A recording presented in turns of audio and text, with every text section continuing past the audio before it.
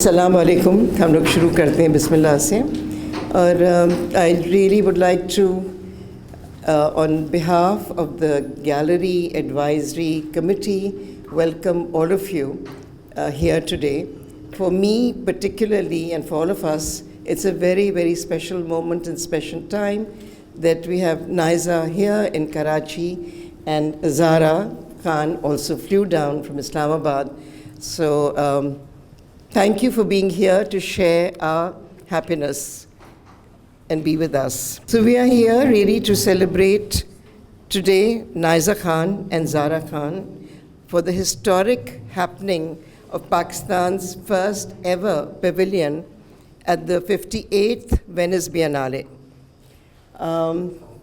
This prestigious event was supported by Pakistan National Council of Art, PNCA, and we've got बैठे में अकबर यहाँ अब खड़े हो जाइए बताने के वास्ते Akbar, the support is PNCA, he's representing here, and curated by Zahra Khan, right here with us, of Foundation Art Devi.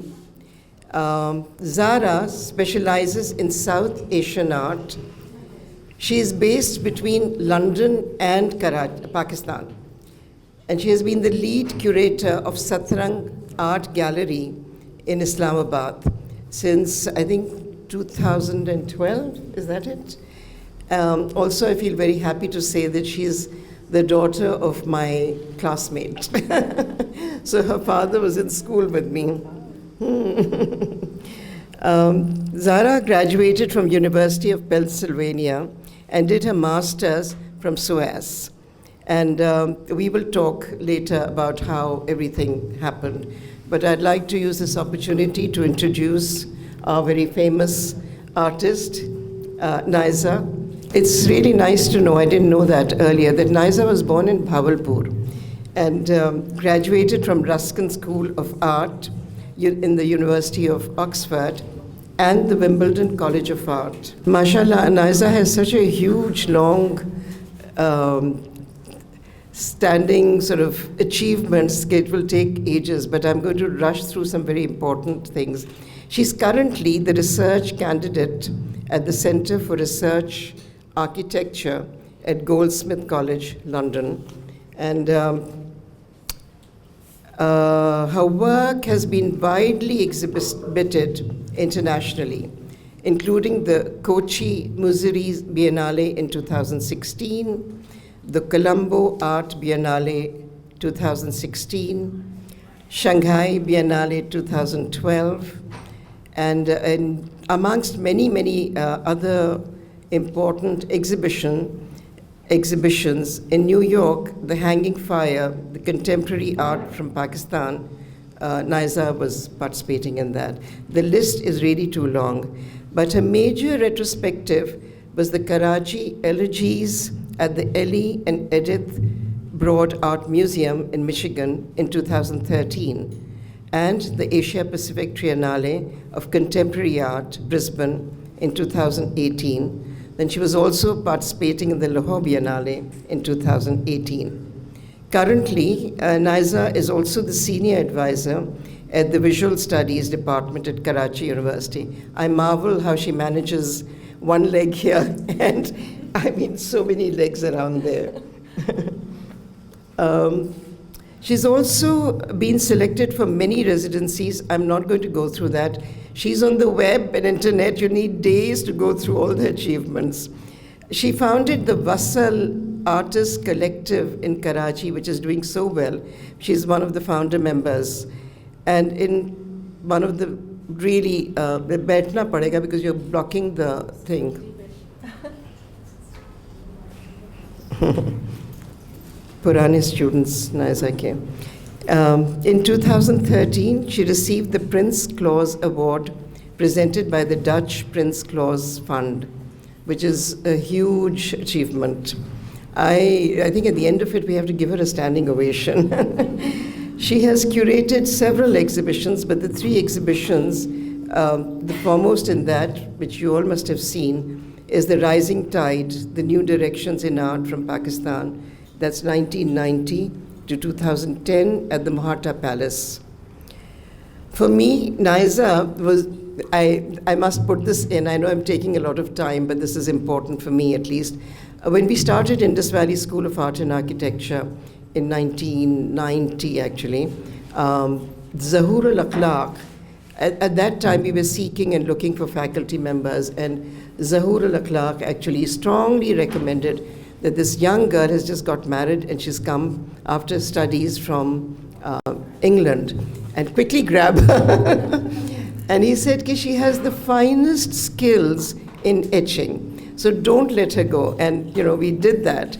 So your mother actually, before you were born, I'm talking about that period, it was probably 1991 that you were there, right?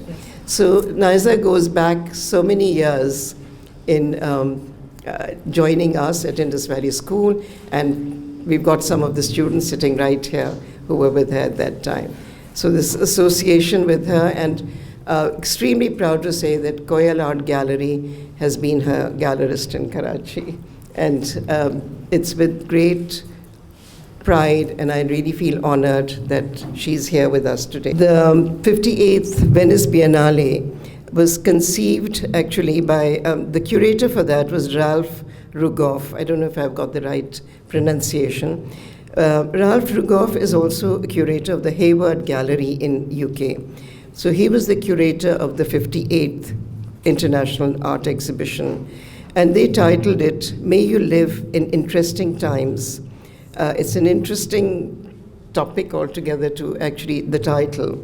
It has 90 countries participating, and I'm just quoting his words, that I'm quoting, focused on artists who challenge existing habits of thought and open our readings of objects and images, gestures and situations. Their work grows out of a practice of entertaining multiple perspectives. And so in that Venice Biennale, Naiza, curated by Zahra's, her title was Manora Field Notes, that she's going to talk about right now. For me, again, Pakistan's pavilion, I mean, I was really fortunate to be there for the opening, really attended by a lot of people. But there's the big Arsenale, and just outside Arsenale is Pakistan's pavilion, just at the outset of it. But having gone through all these elaborate spaces of the Giardani, and you come across Pakistan Pavilion, it's like a little jewel sitting there, and it truly is. I'm not saying that because Naiza and Zahra are sitting here, but it's such a relief to the eye when you see all these gigantic, extremely ambitious projects, and you see this work which is research-based, which is heavy in content, and yet it's aesthetically extremely beautiful. And that is Pakistan's pavilion. And to know it's the very first time that Pakistan has participated in the Venice Biennale, and so beautifully. I think it really does us proud, especially where we stand in today's times of constantly being singled out as, having all the wrong activities around us. So it is really such a beautiful thing. So I would now, I've spoken a lot, and we will continue our dialogue, but my question to Zahra, I would begin with, how did you think of, first of all, participating? There's and again, like Pakistan in Venice, right now it's really fabulous that we've got Venice in Pakistan here. And so the Karachi, Manora, Karachi, and seeing that in Venice, it was just really, gave me a lot of goosebumps, because it, the whole placement of it just, it's magical. But Zahra, I would like to ask, where did and how did you think of why Naiza? And yes, she's a multidisciplinary artist, fits into Ralph Rugoff's this thing about it, but amongst all our artists, why Naiza, and what it made you think of participating? It's a huge challenge and a huge undertaking. I think I'll start with why Venice first, and then we'll move on to why Naiza. Essentially, I was at Venice, the Venice Biennale, the last one. I visited with my younger sister, and we had a wonderful time. But what I found very difficult was that Pakistan was not there. In fact, I think there was a beautiful pavilion by Shahzad, but again, it wasn't a country pavilion. Now, Venice, as you know, is divided into two portions, the country pavilions and the curated section. Pakistani artists have been selected for the curated section time and time again, and we have had many collateral exhibitions. But I was surprised to hear when I got in touch with Venice that we had never had a national pavilion. And so when I set up Foundation Art at Divi with my mom in 2017, the goal really was to bring Pakistani contemporary art into the public sphere and into museum spaces. This is our first international project, and my mom's friend, a friend of hers, I was talking to her, and she said, Zahra, actually it was a little audacious of you almost. And I think that would perhaps be the right word, because at that time I thought, but why isn't Pakistan there? And I thought, I want to try and do something about it. And I have to say, the very first artist, and really the only artist I thought about, was Naiza. Oh, wonderful. No, it's true. My master's dissertation was on her work, so I've been following it for a very long time now, over the years. And time again, I've been so impressed and in awe of the work that she puts out there. It's critical, it's thought-provoking, it's research-based, and it's so multidisciplinary and multi-medium. And I have to say, with this pavilion, we weren't, at least I was not trying to give an overview of Pakistan's very diverse, very rich, very, very strong art scene. The idea was to give a taste, to give a very strong taste, and to give a punch. Yeah, exactly, a punch, and to start a conversation between Pakistan and Venice. And I really thought, who better to do that than Naiza Khan? So when we began our conversations, Naiza was fantastic. And the project really evolved in the most beautiful manner possible. We went through various iterations, obviously discussions over time of what we would like to present, what we were thinking about. And for me, it was very important that it was an immersive experience for the viewer. So they really felt connected to life in Pakistan, perhaps. So that's, I think, the main reason. Being familiar with her practice, understanding her work, and realizing that it went across the board. So coming back to the beautiful pavilion, it's outside Arsenale. So were you given a choice of selecting the space? So how did that happen? Why that space? Sorry about it, but it's just, I'm curious to know that. The space is something, in fact, the final decision was made by both Naiza and me together after a trip that we took. But I had already seen several spaces that I liked. The spaces within the Arsenale and Giardini were actually primarily taken because countries have, they own many of the spaces, and the few that are left are picked up very quickly. Years in advance, they book them. And I thought, that's better. We get a chance to explore Venice and figure out where we would like the pavilion to be. And after discussions with the Biennale, I realized that the best place to be would be as close to the Arsenale as possible. Yeah. The other thing that you have to remember is we didn't have a project at this point. We were still thinking about what we wanted to do. So the space came before, and that's why it looks Your quite head different has to in go the down. pictures. I'm sorry about this, yeah. But I wanted a space which would work very well with Naiza's diverse practice, which would facilitate different bodies of work that we could include into it, and really create a conversation with the space as well as with Venice. The space, as you will see, is on the water, and that again was something I kept in mind. I thought if we're exhibiting in Venice, it makes no point to do it in the center of the city. It needs to be on a canal close to the Arsenale. So we just, the slide that we just went past, this is the entrance, and that's the poster of the Venice Biennale, and that's the site that the pavilion is. Basically, I was speaking about the space where the exhibition ended up being, and we looked at many places actually, and this is the space that I really fell in love with, and Naiza did too, I imagine. It's 3 spaces. The first, when we first saw it, was white walls and grey floors. Then in between there was a beautiful courtyard with, again, brickwork. You'll be able to take a look. And the final space was the former coal storage yard. So it had exposed wooden beams, concrete floors, and exposed brick walls. And I thought the conversation between the 3 spaces was almost as important as the conversation between the work and Venice and Pakistan and Venice as well. Plus, the water was something that was very special. So that was something important to us. Would you like to also add something to this before we Yeah, I think that research trip we did was really revealing. Before I say anything else, I just want to thank Noorjehan for having this very special, event. For me, it's very beautiful and moving that the work that has, grown out of the city and this landscape has been shared across the world, but in this moment we're bringing it back in a little kind of time capsule. And so thank you very much to the Koel committee and yourself. I'd also like to, of course, really thank the sponsors and supporters of the pavilion, Foundation Art Divi and the Pakistan National Council of Arts and the Jahangir Siddiqui Foundation and others.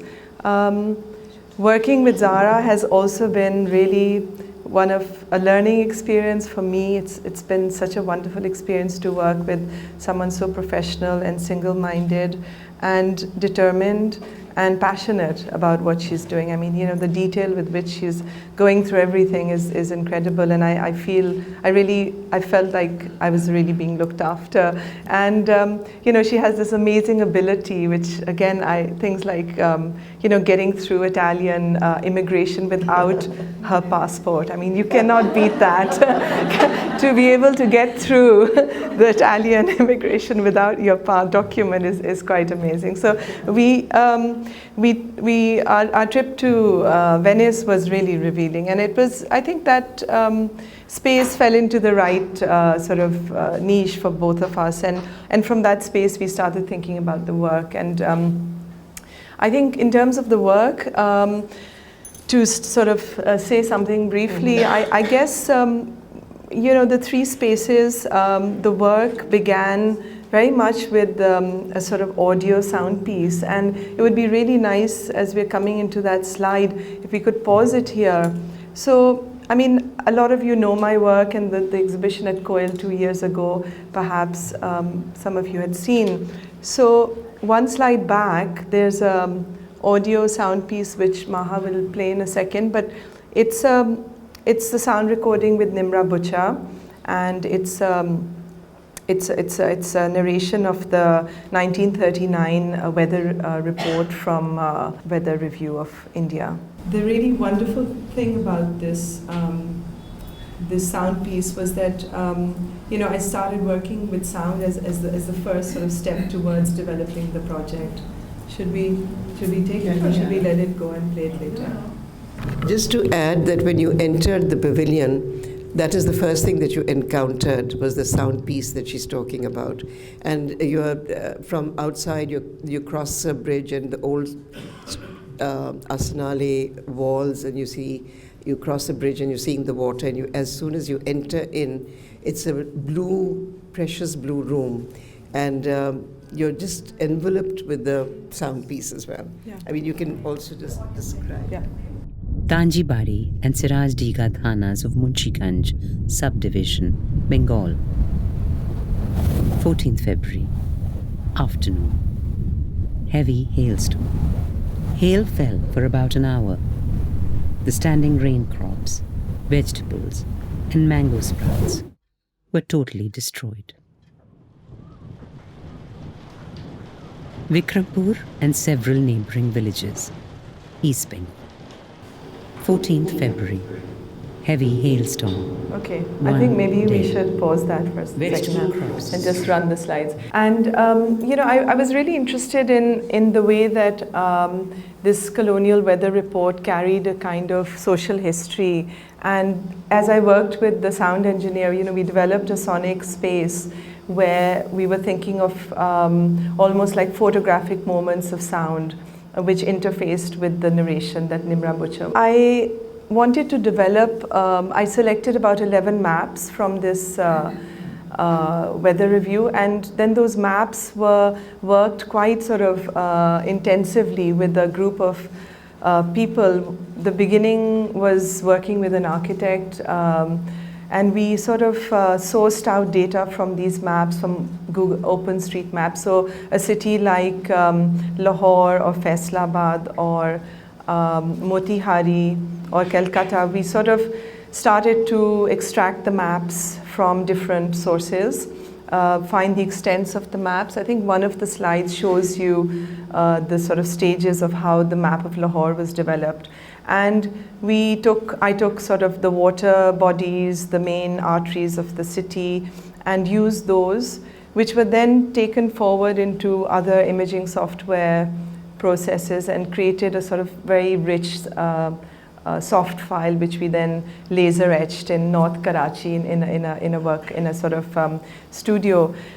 These patterns were then taken to Golimar, and in Golimar the tiles of each map were cast. So for example, Calcutta had about 17 tiles. We had to divide the maps into tiles because in Golimar they couldn't cast very large scale pieces, so we had to have a maximum of a sort of 12-inch square tile.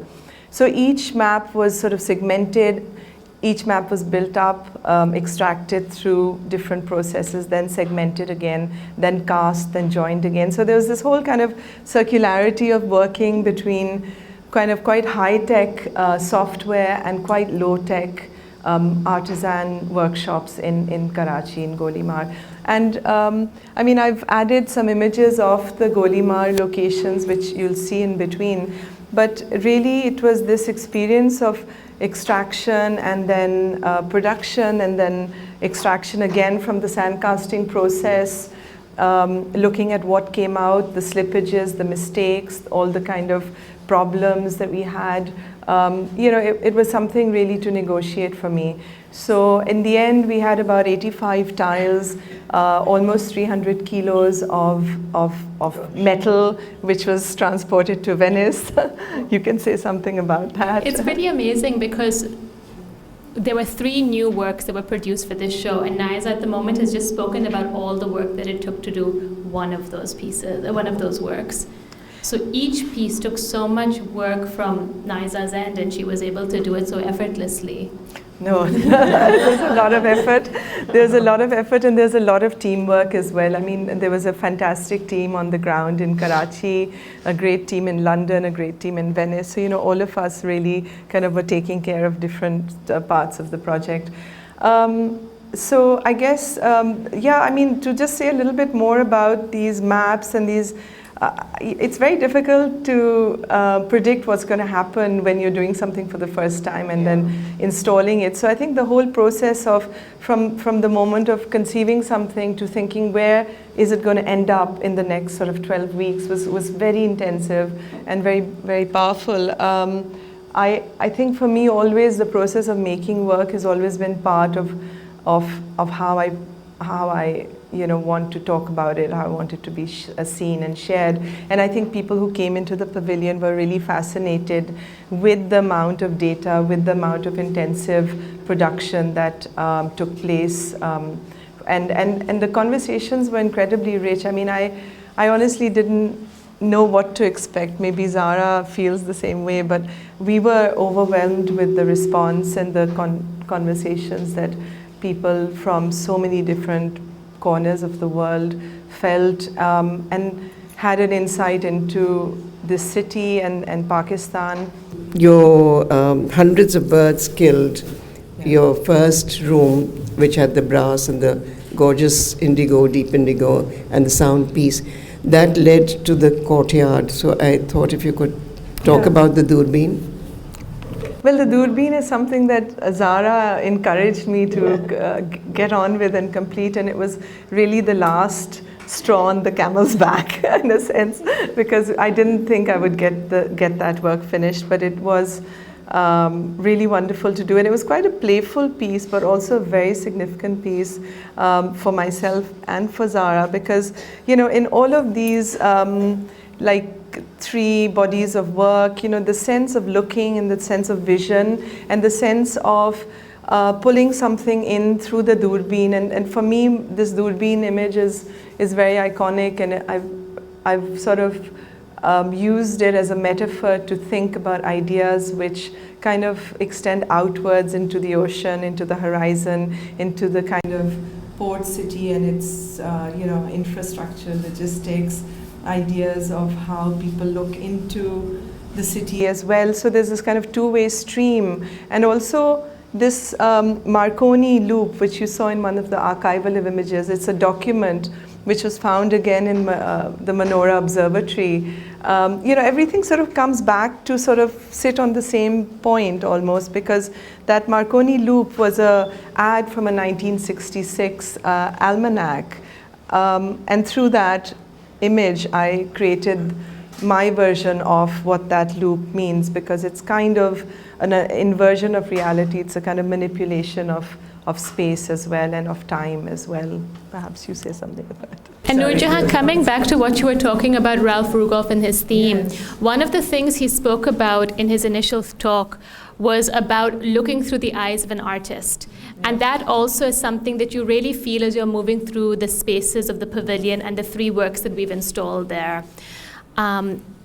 The idea was to have Naiza and her vision of Menorah Island and of Pakistan almost be what the viewer encounters.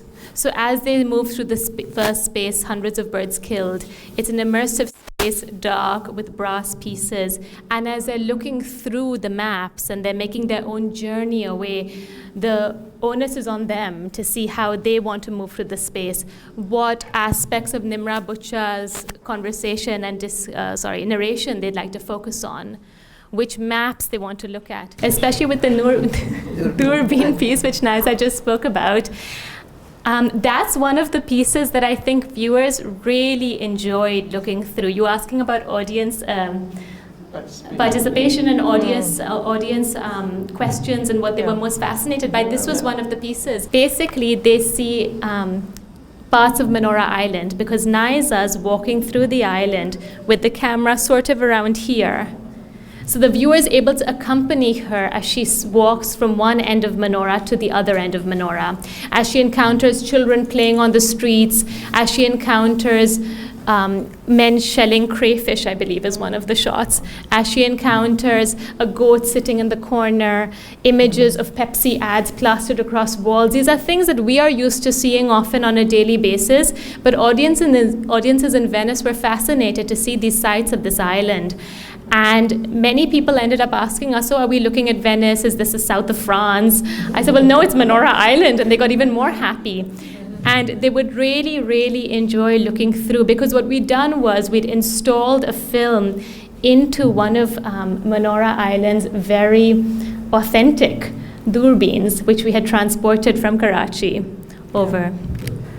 Yeah, I think that walk was interesting, and they didn't expect that. So that was a good kind of like conversation, and it was a good way to sort of engage people. I think in terms of the moving image work, in the third space, the title of the work is Sticky Rice and Other Stories. And it's a filmic installation in 2 parts. And as you've seen some of the images, each part has 2 screens. So there was a simultaneously a kind of 4-screen video channel installation playing with conversations and with sort of ambient sound. And all of these, I mean, just working with the moving image was a decision that I made, and I didn't realize how much work it was also going to be, because I was plowing back into my archive of like film work that I'd done and I hadn't used for about a decade, and at the same time we were shooting in March on the island in Karachi. So there was a lot of footage, and I wanted to really bring something which was very immediate. I felt like the moving image had a sense of urgency that would kind of give a more granular connection to people, a kind of more sense of materiality of what this space was really about. And I think it was something that I, again, didn't expect people to engage with as much, but they really got their teeth into the moving image works, and that was something I think that it also led to lots of questions about the city, about the community of artists, about what's the art scene like here. So, it kind of opened up lots and lots of channels of conversations for what's happening in the culture space in Pakistan. I think now it's a good time to ask all that you've been bubbling to ask from Naiza and Zahra. They're both here to share their experiences further, what questions may be arising. Are there any questions from anyone? Just keep talking. So, I have a question. Lovely. How long did it take to transport everything to Venice? or how did you guys manage to do that? You said it was 300 kilos of brass, right? We have a great shipper. He is amazing. And luckily, everything arrived perfectly on time. It took about 3 weeks. Yeah, not that long. Yeah. About 3 weeks. 3 weeks for transport? Yeah. Random question. So, anything else? There were, other exhibits that you saw were just so huge in size and weight and all. You just wondered how all this is happening, because everything is by the ferry, and it's... There was a swimming pool being transported from Australia, and I think it was costing the pavilion $2 million to transport a swimming pool, including the water in it. It was crazy. Water as well coming. I know, yeah. But one of the things which was interesting, and I think it's really, for all of us sitting here working out of Pakistan, Venice seems such a distant location and a possibility, but and it was tough to get, for you it was a learning curve too. But I think that, often we think about why do we need to engage with these international platforms, why the West or why not. And what was interesting in Venice to see was, the inclusion of so many African pavilions as well in the last few years, and the push to make sure that voices which are beyond Europe and beyond the West are heard. There's a obviously in any sort of major project like this, so many different aspects have to be organized and curated. But I was also saying to someone, why is it important for Pakistan to be present? And it wasn't just the fact that we had an opportunity to show what I do or what our space is or what the art scene is about, because the conversations grew in so many directions. But I think it's also about what they gain from us being there. And that is really important. And we often think we don't have the sort of the voice to compete or to say or to participate, but to participate on that level playing field and to push and be quite sort of determined to have that voice is very important, because it enriches their dialogue. It legitimizes their platform too, which they need. Otherwise, everybody is going to say, oh, this is just like, 56 of the sort of Northern Hemisphere pavilions, but what about the other 56 in the Southern Hemisphere or in other places? So I think it was a tough kind of kicking the door open in a sense for Pakistan. But significant, and I think people really appreciated that. They really appreciated the voice that we brought and the fact that we contributed to the larger scheme of things. And that is why Ghana, Madagascar, Zimbabwe, so many pavilions are present there. And it's about not just an exchange of art, it's about an exchange of ideas, really. For Venice to be significant, it has to have that input. Since there are no more questions coming from here, I want to include some of the people who had visited the Venice Biennale. I can see Zishan right at the corner. तो इतने लंबे हो कि छुप नहीं सकते हो. So it would be wonderful to ask you about your comments regarding Pakistan Pavilion and the rest of the Biennale. And Zishan is currently heavily busy in curating Pakistan's Karachi's second Biennale in October. नाइज़ा ने बहुत अच्छा explain किया, same Zaara ने भी, पर to be honest मुझे वहाँ जाके जो सबसे ज़्यादा मज़ा आया वो इस बात का था कि पाकिस्तान पवेलियन वहाँ मौजूद था. इट्स जस्ट लाइक दैट कि हम अक्सर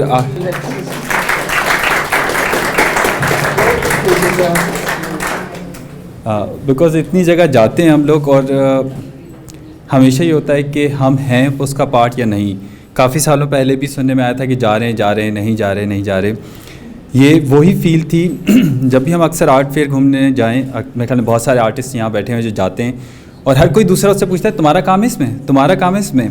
तो सेम लाइक जब पाकिस्तान पवेलियन वहाँ था तो ऐसा लग रहा था कि मैं भी वहाँ हूँ, और ये मैं सच दिल से बोल रहा हूँ कि बाकी में लगता है कि हाँ हम यहाँ पे मौजूद हैं.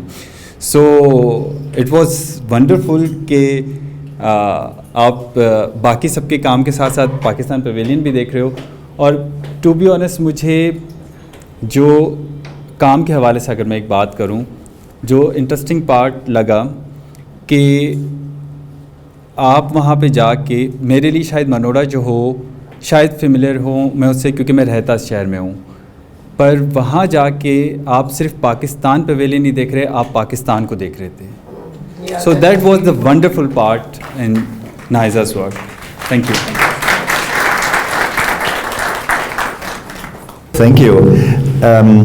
My name is Stefan Winkler. I'm the head of the Goethe Institute, the German Cultural Institute, and I'm a regular visitor of the Venice Biennale, but it's the first time that I went there to the opening, and one of the main reasons was, since someone based in Karachi now since more than 4 years, to be there in that very special momentum, the opening of the first Pakistan Pavilion. So it was one of my main reasons. And I think it was a perfect location because, as all visitors know, you have only limited time in Venice, and it's impossible to see all the exhibitions, the collateral events, and the national pavilions. So and then you are meeting people and you are exchanging views. So I could always say, don't miss a Pakistan pavilion because it's very close to the entrance of the Arsenale. And what is more, of course, to have a first pavilion is always something very special. And there were several articles, especially about the 3-4 countries who were presented for the first time. So I think that this pavilion gave really an opportunity to put Pakistan on the mental map of the people of the arts lovers and the visitors.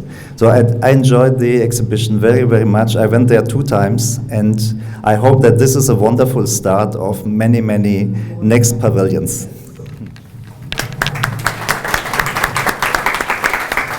Thank you, Noorjehan. First of all, I would really like to congratulate Naiza and the team. This is a big step of taking Pakistani art to the Venice Biennale. And like Stefan said, we hope that many more would follow. I am a regular visitor, and I think the way the work was displayed, the way your narrative is, the way the story is, and the way it reflects Pakistan, and not just one person's work, and not just a identity, but shows the ethnicity, the diversity of a very small area of Pakistan, yet you show it all. So I think a huge applause goes on that, because she's actually depicting Pakistan through a very small area. And the curiosity and intrigue that followed from there was tremendous. So in that way, I think it's a very success story out there. And kudos to all the team.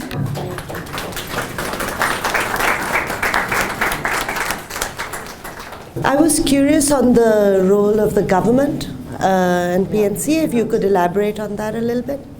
So for it to be a national pavilion, it has to be authorized by the government. And the government was really fantastic in supporting us. The PNCA was the commissioner, so Mr. Jamal Shah and Akbar Ali also came for the opening, which is wonderful. And the Ministry of Information and Culture was also hugely helpful and kind about it. They were very supportive of the artists as well. Jamal Shah was very Yes, Jamal Shah came for the opening, and they were extremely supportive and very happy about the choice of the artist, Naiza, and with the entire display as well. And we received great support and enthusiasm from the embassy in Rome as well as the High Commission in Britain. How wonderful to get good stories. In Islamabad British High Commissioner. And just so you know, it's actually a really great story. The High Commissioner of Britain to Islamabad flew especially for the opening of the pavilion with his wife, and they were so excited to see it and tweeted. I'm sure all of you read his tweet as well, High Commissioner Tom. And we have had about 100 people coming to the pavilion every single day ever since it's opened. That has been the average, sometimes more than 100, sometimes less than 100. So all through the humid, hot summer months of July and August, people have still been coming and engaging with the work. And one of the comments that you made is very true. The goal really was to focus on Menorah as a sort of jumping off point of viewing the larger region and viewing Pakistan and South Asia and the global South. And that's, thank you for saying that we've achieved that.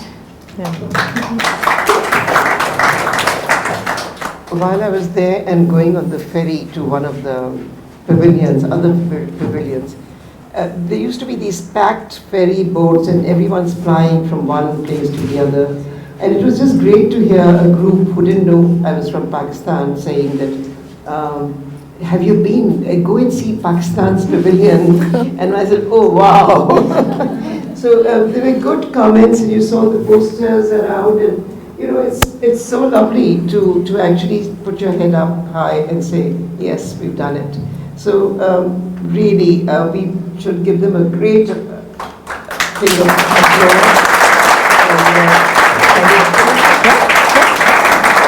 Any more questions? I think somebody wants to ask. Are there any questions? Yeah. So what does it take for Pakistan to continue to have a pavilion there? Or and do you, in any way, could you play a role in that? And where do you see yourself?